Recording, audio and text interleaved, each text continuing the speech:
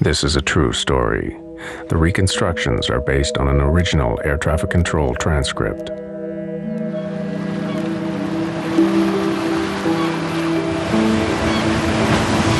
1998, off Canada's east coast, a modern passenger jet, run by one of the world's best airlines, catches fire at 33,000 feet.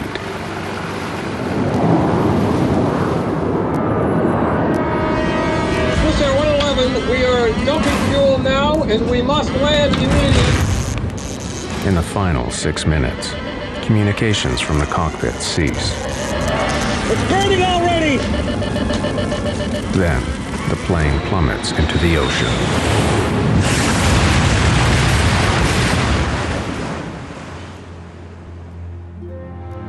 "229 people are dead. What caused the fire is a mystery." Many of the vessels reported to the Canadian Navy vessels standing by on scene that they were finding bodies and making repeated requests for more body bags and get the bodies that were... Now, after one of the largest investigations in aviation history, the complete story behind the loss of Swissair Flight 111 can finally be told. It's a wake-up call for the entire airline industry, to ensure that what happened aboard Swissair would never happen again.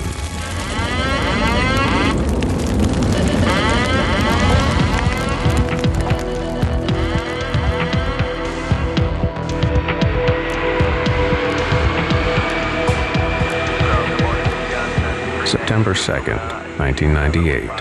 Swissair Flight 111 prepares to depart New York's JFK International Airport en route to Geneva, Switzerland. The aircraft is a McDonnell Douglas 11, or MD-11, a model first developed in 1986 as a highly automated, modern improvement on the antiquated DC-10. It is considered one of the most reliable large passenger jets in the skies, and Swissair pilots are among the world's best trained. Okay, after start checklist. Engine anti-ice?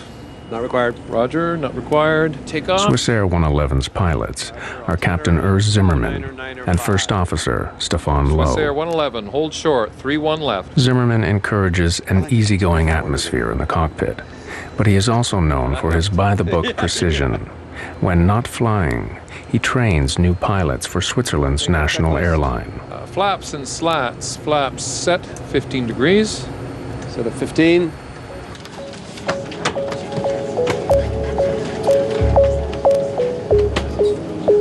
On board are 215 passengers, 12 crew, and the 2 pilots.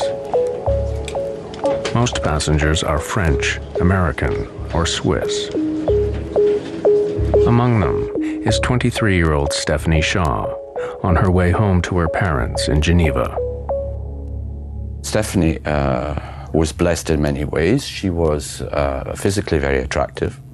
She was an intelligent girl. The reason she went to New York was that she had been invited to become a member of the World Economic Forum, which is based in Geneva, and she wanted to have this trip before she joined.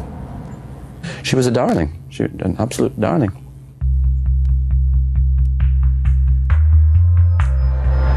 Swissair 111 Heavy, clear for takeoff. Cleared for takeoff. Roger, Swissair 111. In the spirit of safety, the Swissair pilots push the throttles forward together, ensuring that no single pilot can botch a takeoff. Yard. V2.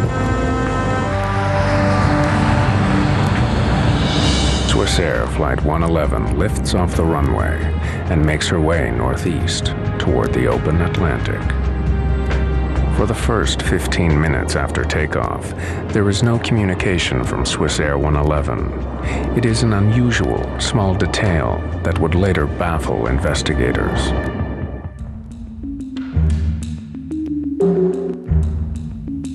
Atlantic air traffic is handled by a remote center in Moncton, New Brunswick, Canada. Almost half an hour after takeoff, Captain Zimmerman makes his first communication with Moncton. Moncton Center, Swiss Air 111 Heavy, good evening, level 330. Swiss Air 111 Heavy, Moncton Center, good evening. Reports of occasional light turbulence at all levels. Moncton, Swiss Air. It is a perfectly normal beginning to a transatlantic crossing.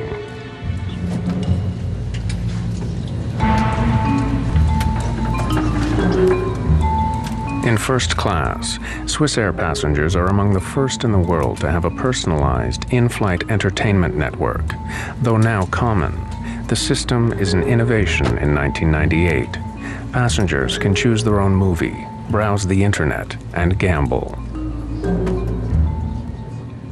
They evaluated the market and they thought that introducing a modern in-flight entertainment system combined with a gambling system so that passengers actually can use their credit card and gamble during long-range flights would make them more attractive. This luxury would be the source of controversy to come.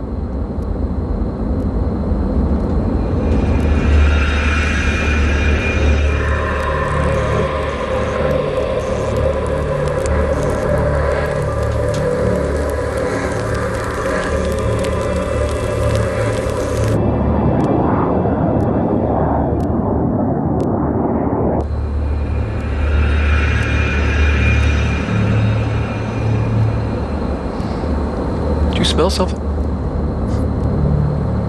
Yeah, what is that?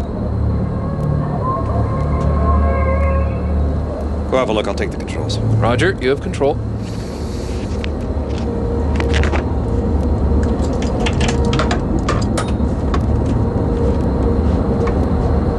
First Officer Lowe investigates the area near the air conditioner vent. Harmless smoke traces from air conditioning systems are common on commercial jets. I don't see anything, Urs, and there's nothing up there now.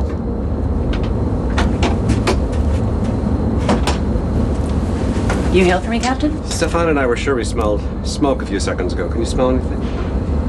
I smell it too, yeah. Could you smell it in the cabin before you came in? No, definitely not. They agree the air conditioner is the likely culprit. Can't see it or smell it anymore. Air conditioning, is it? Yeah. Please close it, thanks.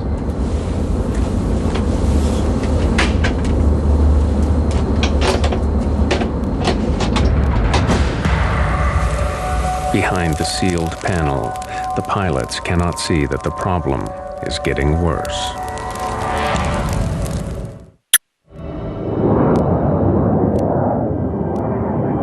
Less than 45 seconds after smoke disappeared in the cockpit of Swiss Air 111, it's back.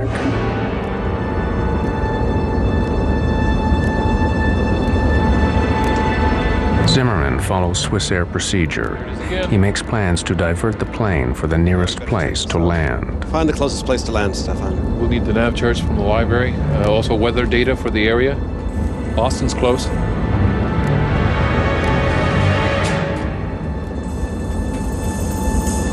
It's not doing well at all up there.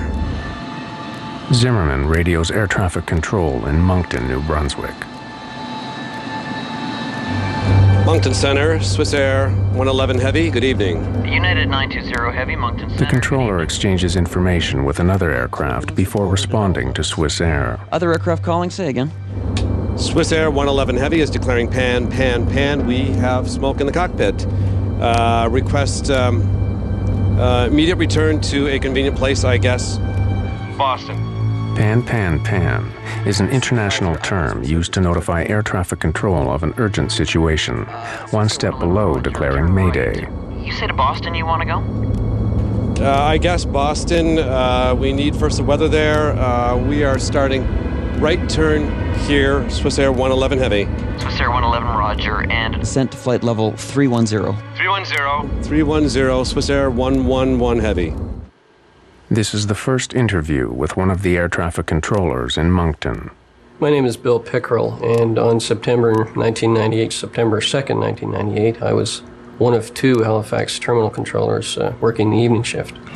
The pan in any kind of a special condition is usually dealt with as an emergency, and this in fact was dealt with that way. The aircraft was immediately given priority, and the high-level supervisor initiated a call to the Rescue Coordination Center. Pickrell's colleague determines that Swissair 111 is just 66 nautical miles from Halifax and 300 from Boston. But pilot Zimmerman has chosen an airport he knows. A lot of times when you're having a problem, you would rather be dealing with an issue where you're much more familiar with the airport, because that relieves a little stress on you. This is his initial problem. He's sitting there, he's looking up there, and he's trying to think, well, I got smoke here. Now, what does it mean? Let's see, where are we? Where's the closest place I can go to that I can talk to a Swissair mechanic? Boston.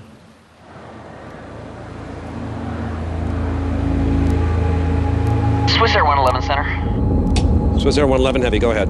Would you prefer to go into Halifax?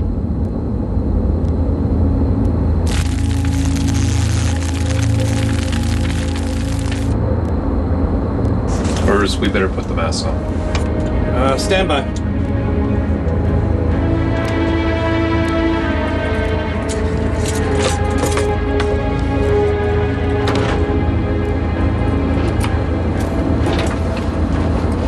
Realizing their location, Zimmerman decides Halifax is the best option. Affirmative, Swissair 111 Heavy. We prefer Halifax from our position. Swissair 111, roger. Proceed direct to Halifax. Descend now to flight level 290. Level 290 to Halifax, Swissair 111 Heavy. The controller signs off with another aircraft. His jurisdiction is high-altitude flights. As Swissair is on descent to Halifax, he hands over responsibility to terminal controller Bill Pickrell. At that point, everything was normal. I gave the pilot an initial descent, and he requested to level off at an intermediate altitude to get the cabin in order for the landing, which I took to mean that they needed to pack away dinner trays and things like that. It was an indication to me that while his situation was unusual, that they weren't considering it as an emergency at that time. Watch your speed, Stefan. Don't descend too fast. Roger.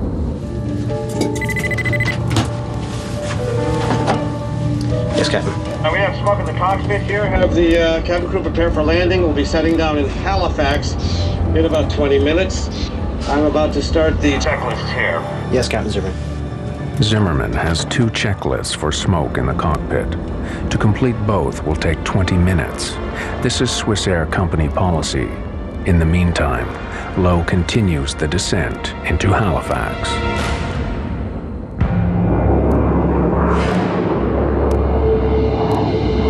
Stefan, I'll need you to handle the radio while I do this checklist, all right? 119.2 for the Swissair 111 Heavy. Roger. Swissair 111 is now at about 25,000 feet. Pickrell advises them to descend to 3,000. But First Officer Lowe says he'd rather fly at 8,000 until the passenger cabin is cleared. His decision to remain high underscores the sense of control in the cockpit. 2979. From my point of view, it gave all initial appearances that it should be a fairly straightforward operation, that assuming that everything happened normally, the aircraft would require a minimum of handling to lead them into Halifax. Swissair 111, you can descend to 3, level off at an intermediate altitude if you wish, just advise. But Pickrell is concerned the plane is not coming down fast enough. It appeared that the aircraft might have been a little bit high, and I wanted to ensure that the pilots were aware of how far they were from the airport, how many miles they had to fly, so that they could judge their own descent and make their decision about what they wanted to do. Roger. At the time, we descend to 8,000 feet, and we are clear at any time to 3,000 feet. I keep you advised. Okay, can I vector you to set up for runway 06 at Halifax? Roger, vector for 6 will be fine. Swissair 111 Heavy. Swissair 111, roger, turn left heading of 030. Left heading 030 for the Swissair 111 Heavy.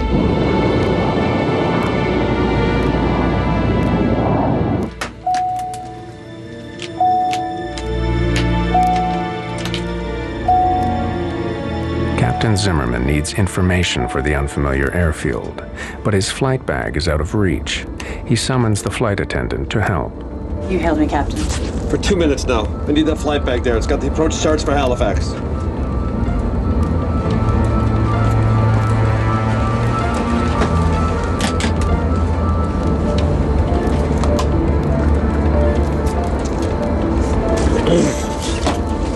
Okay, get back to your crew. Yes, Captain.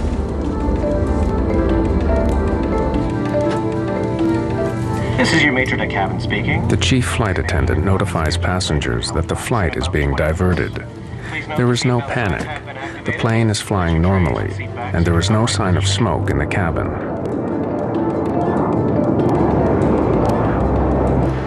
Swiss Air 111, the localizer frequency is 109.9. You've got 30 miles to fly to the threshold. We're going to need more than 30 miles. But still, at more than 20,000 feet, Swiss Air 111 is too high to make a landing in 30 miles. The frequency is a 109.9 for the localizer. Okay, Roger, 109.9, and we are turning left, heading north, Swiss Air 111 Heavy.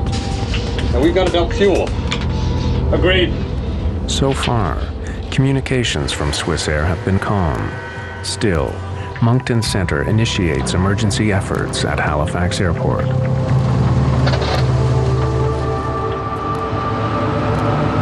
Preparing ground crews for the landing of Swiss Air 111, Pickerel seeks more information. Swiss Air 111, you have time? Could I have your number of souls on board and your fuel on board, please, for emergency services? Roger. At this time, fuel on board is 230 tons. We have to dump some fuel. May we do that in this area during descent? Pickerel is surprised to learn so late that Swiss Air 111 needs to dump fuel. At that point, it became more of a complicated situation. In fact, with every transmission after that, it became more and more complicated. Pickerel considers his options for a safe place that won't take the aircraft too far from Halifax. He decides to direct the aircraft over St. Margaret's Bay, about 30 miles from the airport. Dumping fuel is standard procedure. A fully fueled jumbo jet is too heavy and could break up on landing. Are you able to take a turn back? But co-pilot Lowe wonders if, given their situation, they might forego the regulations. They want us to turn to the south. Should we just forget about dumping and just land? No, dump it. Okay, we are able for a left or right turn to the south in order to dump. I initiated the vector back toward St. Margaret's Bay to start him in that direction. It indicated to me that, again, it wasn't a critical situation on board, that in fact he did have time to be able to go back and dump his fuel over the water. Swiss Air 111, Roger. Turn left heading of 200 degrees and advise me when you're ready to dump. It will be about 10 miles before you're off the coast. We will still be within about 25 miles of the airport. Roger, we are turning left, 200. In that case, we are going to descend to only 10,000 feet in order to dump the fuel. Roger, maintain 10,000. I'll advise you when you're over the water. It will be very shortly. Roger. Are you in the emergency checklist for air conditioning smoke? Yes. Swiss Air 111, say again, please. Sorry, that was not for you. Swiss Air 111 was asking internally. Okay. Airspeed is decreasing below 306. Level off speed here. Just fly the plane as you see fit, Stefan. Swiss Air 111, continue left heading 180. You'll be off the coast in about 15 miles. Left heading 180, roger. Swiss Air 111 and maintaining at 10,000 feet. Roger. Cabin bus off. Cabin bus off, roger. The cabin bus switch knocks out all the lighting in the cabin. It is an indication for the passengers that something is wrong, but hardly alarming. Ladies and gentlemen, we have temporarily lost the lights in the cabin. Please remain calm. The crew will be coming around with flashlights to assist in landing. Despite a cockpit filled with smoke, there is still no trace in the passenger cabin.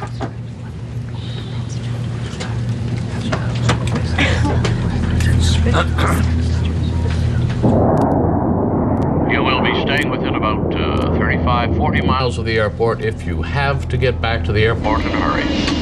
Okay, that's fine with us. Please tell us when we can start to dump the fuel. Suddenly, the MD-11 sends out a warning that the smoke is a sign of a more serious problem. Autopilot, disconnect. Copy that, autopilot, disconnect. Swissair 111. The fire has now reached the plane's autopilot, and this is just the beginning. 10,000, 11,000 and 9,000 feet. Swissair 111, you can block between 5,000 and 12,000 if you wish. One by one, systems all over the aircraft fail. In seconds, the comm in the cockpit dissolves. Between 12 and 5,000 feet. We are declaring emergency now. Swissair 111 at time 0124. The two pilots speak simultaneously. Combined with other distractions in the control room, Pickerel is unable to hear a critical transmission. Lowe's declaration that they must land immediately. We are dumping fuel now. We must land immediate. Swissair 111, just a couple more miles. I'll be right with you. Roger that. And we're declaring emergency now. Swissair 111. Missing this transmission is a moment Bill Pickerel relives today. I'm not sure that it's a feeling that you can adequately describe. I recall reviewing the events of that night 1,000 times to determine if there was something additionally that I could have done, or if there was some mistake that I might have made, or was there any way that I contributed to this? And eventually I was able to come to the point of realization that there wasn't anything that I could have done, that everything that could have was done. Now, there is nothing to do but wait.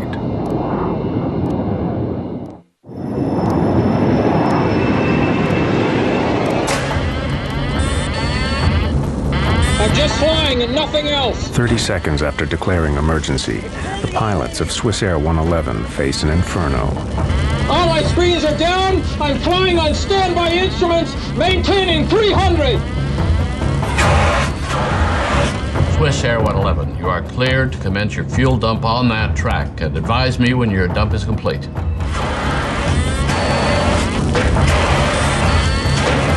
Swissair 111, check. You are cleared to start the fuel dump.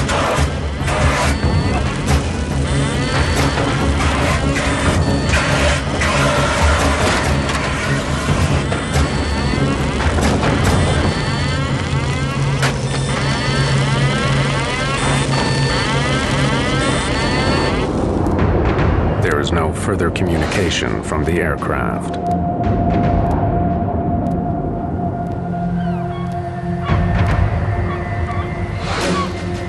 Six minutes later, residents of Peggy's Cove hear a deafening explosion.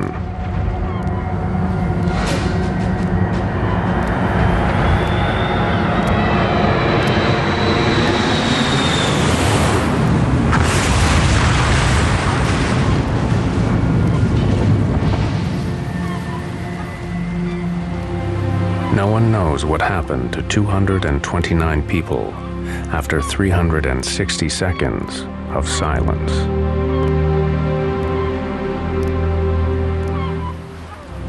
It was probably one of the most helpless feelings that any individual can have, not being able to do anything but just sit and watch the target and hope that it would turn back toward the airport.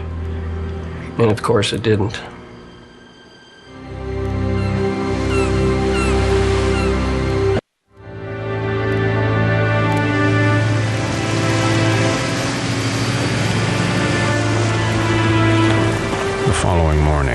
Would-be rescuers glimpsed the terrible remains of Swissair 111.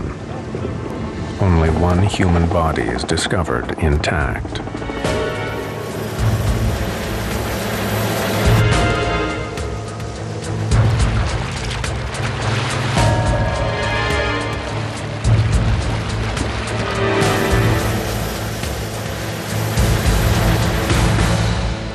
In Geneva, Ian Shaw has a premonition about his 23-year-old daughter, Stephanie. that night, the night on which she was due to return, for reasons I can't explain even now, I was restless and I was disturbed, and I slept early and woke while my wife was still awake and asked her if she had had news of Stephanie. No, she had not, but she didn't expect to have news of Stephanie. We knew she was coming on that flight and that she would certainly expect me to be at the airport to fetch her in the morning. I awoke around 6 Geneva time, and on television there was a report of the crash of Swissair 111. And I knew instantaneously that we had lost our daughter. The Transportation Safety Board of Canada launches what will become the largest air disaster investigation in the nation's history. They only know that Swissair 111 experienced a cockpit fire, but what caused it remains a mystery.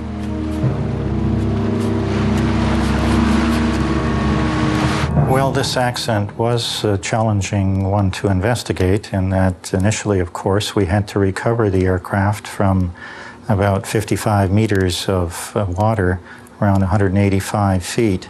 Of course, it was also in many pieces. As it turns out, it was in a couple of million pieces. So that was the initial challenge. And then after that, of course, when you have so many pieces, you need to determine which are the relevant ones and what are these pieces telling you about what happened and why. The TSB embarks on a complex, multi-stage plan. First, divers are deployed to survey the wreckage. They discover that the plane is smashed into millions of pieces. As fall weather worsens, the risk to divers increases. At this rate, the investigation will take years to complete.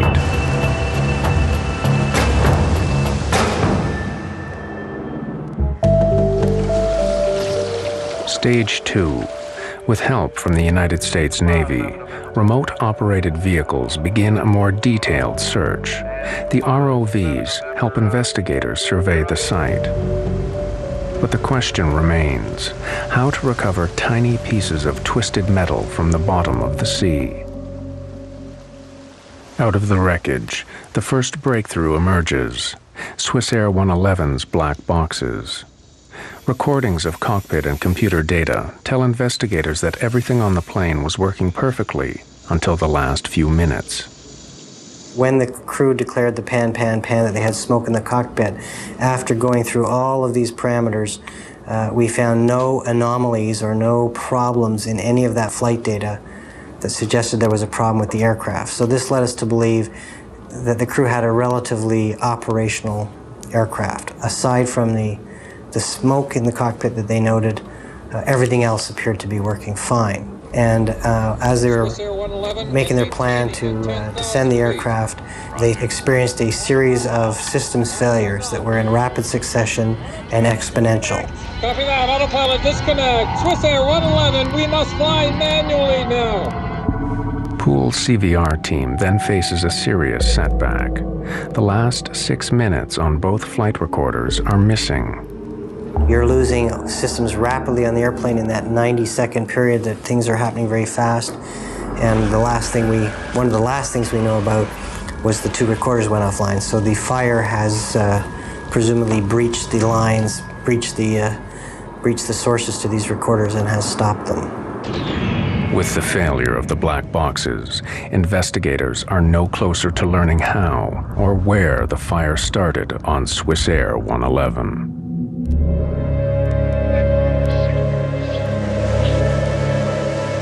Stage 3.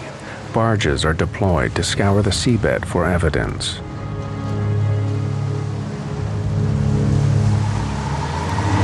One by one, sad remnants of the airplane reach the surface. One of her engines. Then the landing gear. These are among the largest pieces of Swissair 111 to be recovered. The rest are mere fragments, dredged up in a painfully slow process. Stage 4.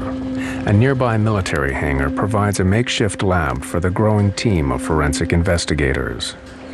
Among them are representatives from the American NTSB, Boeing, Swissair, and the Royal Canadian Mounted Police.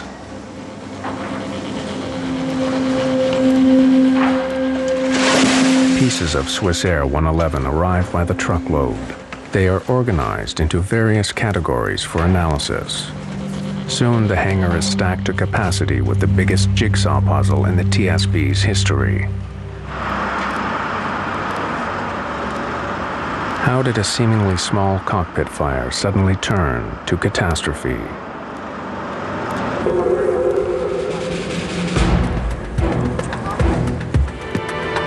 The team sorts through nearly 250 kilometers of wiring retrieved from the wreckage of Swissair 111. Here, the first real clue, evidence of fire caused by electrical arcing. Scorch marks on metal reveal that the source of the fire was in the back of the cockpit, directly behind First Officer Lowe. An examination of the aircraft's wiring plans leads investigators to a likely suspect, the entertainment system in first class. The system had some major deficiencies. It was getting very hot. It drew a lot of power. And thereby, for example, raising the cabin temperature considerably, because it was always running. They did not install a simple off switch, nor did they install appropriate cooling systems to cool the system down. The TSB's investigators finally think they have the breakthrough they've been seeking. When Captain Zimmerman threw the cabin bus switch, all power to the cabin should have been turned off, but the entertainment system remained on, overheating. If you had asked most pilots, they would say, well, if I push the cabin butt switch, it's going to turn off the things behind the cockpit. It's going to isolate that electrically for me so that I don't have to worry about that, and that I can just concentrate on those things that might affect me flying the airplane. Well, as it turns out, that this switch was kind of bypassed in this case for this IFIN, or entertainment system. Swissair immediately disables the entertainment system on the rest of its fleet. But the TSB concludes that the mystery is not solved. By the time that cabin switch was turned off, the fire was well underway, and so that had no real bearing on the initiation or propagation of the fire in the Swissair 111 aircraft. Investigators determined that the problem with the entertainment system alone could not have brought down Swissair 111. The search for answers must continue. Stage 5. The TSB decides to reconstruct the MD-11 from the wreckage. A wireframe mock-up they call the jig provides a spine for placing tiny pieces back where they once belonged. The reconstruction reveals that the hidden fire spread from the cockpit back into the first-class galleys. Some metal showed heat damage from temperatures as high as 1100 degrees Fahrenheit. As the investigation continues, some argue that the actions of the pilots may have contributed to the disaster. Some experts charge that Zimmerman and Lowe's by-the-book approach may have cost them their lives. Swissair 111 was asking internally. Some operators emphasized in a very early stage, land as soon as possible, and then if you have time, go into the checklist. Others said, here's the checklist, and at the end of the checklist, if that doesn't help, then land as soon as possible. Pretty contradictory to basic flying instructions where student pilots learn at a very early stage that whenever you have smoke, you have a fire, and fire means land as soon as possible. Emergency light switch on. Emergency light switch on. Unfortunately, in this case, the way the checklist was written, it didn't identify that now start towards the divert. It started more on, let's try to see if we can solve the problem. And so now all of a sudden you're taking on a problem that just kind of crept up on you. You weren't expecting it. We're going to need more than 30 miles. But the TSB considers the timeline. Investigators determined that Swissair 111 would not have made Halifax Airport under any circumstances. There just wasn't enough time. In our calculation, we showed that starting at the ideal descent point from 33,000 feet, which was at about 10:14 p.m. that night, it would take some 13 minutes to get the airplane onto the ground, which would take us to 10:27 p.m. By 10:24, the systems in the aircraft were starting to deteriorate. So we believe that under these circumstances, the crew would not have been able to successfully land the airplane under those conditions with the amount of time that they had. Whatever caused the fire on Swissair, it happened at a lethal speed. The mystery lingers.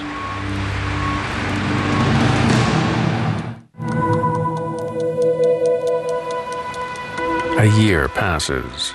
Then another ambitious operation begins.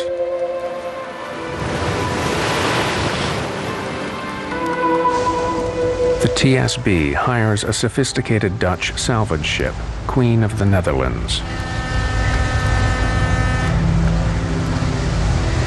The vessel is equipped with a gigantic vacuum system, capable of dredging even the tiniest pieces of Swissair 111 from the ocean floor. A mixture of seawater, silt, and aircraft are pumped into the ship's central hold. This cargo is then pumped into a specially constructed reservoir on shore nearby. When the gushing water drains away, investigators find another million pieces of the aircraft. Any one of them may hold the clue to what caused the catastrophic fire. The tedious sorting once again resumes and goes on for weeks.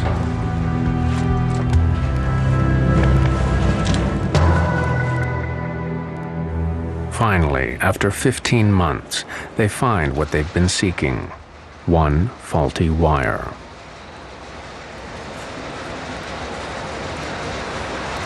We looked at all of the possible sources of heat that might start a fire in that area. And in this instance, we did discover a wire that arced in that way. And right next to it was some very flammable material called metallized polyethylene terephthalate covering material that covers the insulation blankets. The insulation blankets which line the MD-11 are common on commercial airlines worldwide. They have passed the industry's flammability tests, which require materials to self-extinguish after a reasonable period of time. The investigation takes an abrupt turn. Instead of seeking the cause of the fire, the TSB now focuses on the flammable materials that fueled it. This thermal-acoustical material that was in this aircraft was very flammable. Even though it passed a test, it does sustain and it does propagate flame. So this investigation did focus on the flammability of materials and the requirement to reassess the criteria that is used to certify materials, not just thermal-acoustical insulation blanket material, but also other materials that goes into aircraft, much of it in hidden areas. Now they have their answer. A wire arced in a closed space behind the cockpit. The arc ignited the insulation, which in turn lit other materials, such as foams and plastics. The pilots could not sense how quickly the fire intensified, but 14 minutes after they declared pan, pan, pan, the fire disabled all electronics in the cockpit. The black boxes went dead. Forensic examination also helped shed light on the desperate final minutes in the cockpit. Lowe was in his seat. Captain Zimmerman was not. likely fighting the fire and probably dead before impact. The first officer was probably trying to find a place where he could put this big airplane. He just didn't have a lot going for him. He didn't have a lot of instrumentation left. And I'm sure he was looking for something, some indication that would give him an idea of where he could put the airplane down, maybe even ditch the airplane. What is known is that the first officer was in his seat. Whether he was unconscious, conscious, maybe had severe degree burns on his skin, it's not known. We know the captain was not in his seat, so very likely he was trying to fight the fire. That the checklists were found molten together, the pages, indicates that they were used to fight a fire. At 10:30, Lowe shut down engine 2. Investigators determined that he likely received a warning that the engine was on fire. Chillingly, it proved that Lowe was alive a minute before impact. They could not determine whether the passengers were aware of the fire, at least until the very final moments. There were traces found of soot and smoke extending as much far to the business class overhead area. Whether the passengers have smelled the smoke, it's not known. DNA analysis showed that they had no residue in their body. The aircraft hits the water with a force of 350 Gs.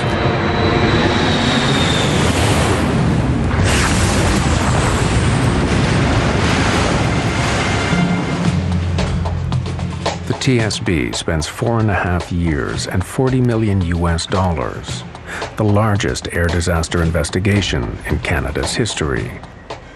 Their conclusion is one powerful message: flammable materials do not belong on commercial aircraft. The rate of progression in this airplane, I think, surprised us and surprised others, and that's why we emphasize, again, the importance of raising the bar on the flammability standards for materials used in airplanes. Ian Shaw waited 4 years for the report to tell him what small flaw took the life of his daughter. But the truth has not extinguished his anger at Swissair. There has to be accountability. If you are involved in wrongdoing, you must be held accountable. And you must declare your sense of responsibility. Otherwise, you are hiding. And you are hiding, in this case, behind the flag of Switzerland. I think it's unbelievable. In the aftermath of the disaster, Swissair decides to remove the flammable insulate from its entire fleet. They also make changes to checklist procedure, reducing response time in a cockpit smoke emergency. But plagued with financial problems, the mighty airline shocks the industry when it goes bankrupt in October 2001.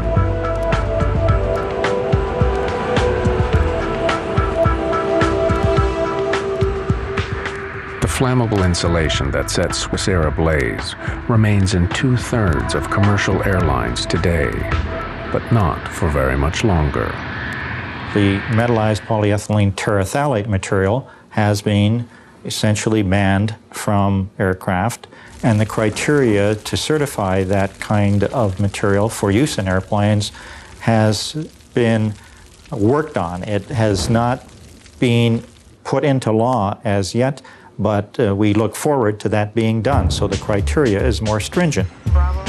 The U.S. Federal Aviation Administration has given a deadline of 2005 to remove the material from all commercial aircraft. This major overhaul aims to ensure the Swissair tragedy will not be repeated.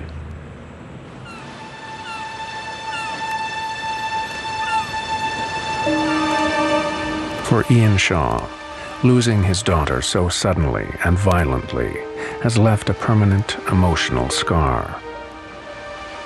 He left his wife and his wealth behind in Geneva and now runs a modest restaurant in Nova Scotia in view of the sea where his daughter died. Why would I come here to this particular point in Nova Scotia? A lot of people have said, oh yes, we fully understand you want to be close to your daughter and the point where the plane crashed. That is no part of my being here.